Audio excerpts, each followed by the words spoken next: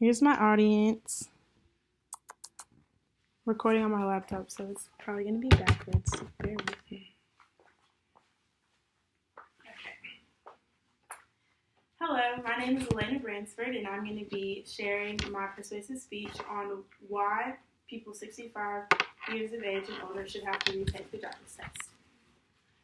I'm going to start off with sharing a personal story with you guys. I actually was recently involved in an accident that was with a senior citizen. She was at fault, but fortunately no one was injured in the accident.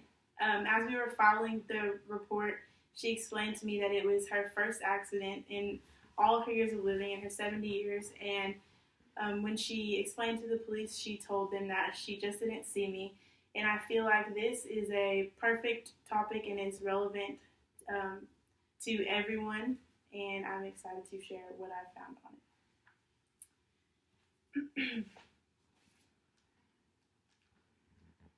At some point in our lives, we've all had to either drive or be a passenger in a car. So I'm sure you're aware of the responsibility it takes to be behind the wheel of a 3-ton vehicle. Most of us have probably already experienced an accident of our own, like myself. In order to be granted the privilege of legally driving a car, you must provide documentation, have practice driving, and pass a driver's test. These steps are vital to obtaining a license in order to ensure the safety of yourself and others on the road. At a certain stage in life, certain abilities like our hearing, vision, and coordination start to decline. These are all important factors in being a safe driver. Unfortunately, there have been many accidents, including senior citizens, that could have been avoided had all those factors been evaluated once they hit a certain age. 65 and above is the range to be considered a senior citizen. In this speech, I'm going to break down why retaking the driver's test should be required among senior citizens. First, I'm going to share factors that increase the risk of a car accident for senior citizens. Some of them include, but are not limited to, vision loss, memory issues, reduced reasoning, like physical challenges like arthritis or lack of mobility, side effects from medications, or distractions.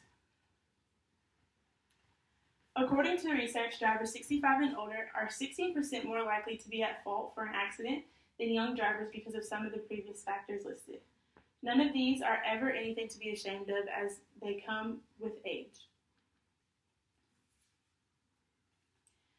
Next, I want to share statistics on injuries and fatalities of drivers over the age of 65. As stated by the National Highway Traffic Safety Administration, or the NHTSA, drivers 65 and up make up 12.5% of drivers in fatal crashes in the United States. Drivers 65 and up are more susceptible to life-threatening or severe injuries due to a medical condition that was pre-existing, which means they were sustained prior to the accident. The NHTSA states that senior citizens made up 16.7% of traffic fatalities in 2010 alone.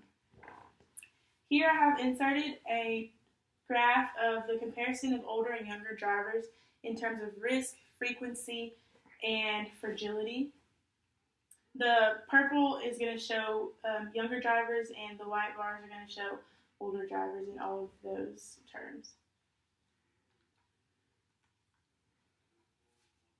While accidents are bound to happen, regardless of the driver's age, imagine being involved in what you thought was a minor accident and finding out that the other person is in critical condition or has passed away due to an injury or a condition that they sustained prior to the accident. According to the AARP, there are several warning signs to look for when it may be time to stop driving. Some of them include, but are not limited to, getting lost in familiar areas, having trouble following traffic signals, misjudging space in traffic, slow response to unexpected situations. These are just a few of the self-check steps you can take to evaluate a loved one who is getting older and may need to stop driving soon. Finally, I want to discuss what can be done in order to make this happen. In some states like Illinois and California, they already require senior citizens to take vision tests when they renew their license. This is not only the perfect step in the right direction, but it shows that the state cares and is concerned for not only drivers, but passengers and pedestrians, and not only those who reside there, but those who choose to visit as well.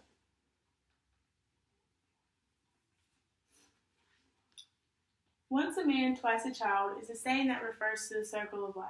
There should be no shame in not being able to do all of the same things you were once able to do, because everyone goes through it at some point. We start out as a dependent child, learn to become an independent adult, and finally need to be dependent as if we were a child again. Losing these abilities that affect our everyday lives is not easy, but it is necessary, and we must accommodate once we do. When it comes to being behind the wheel, it's no longer personal, as many other people are at risk as well. Requiring senior citizens to retake the driver's test would decrease accident, injury, and fatality rates significantly in the United States. Thanks for listening.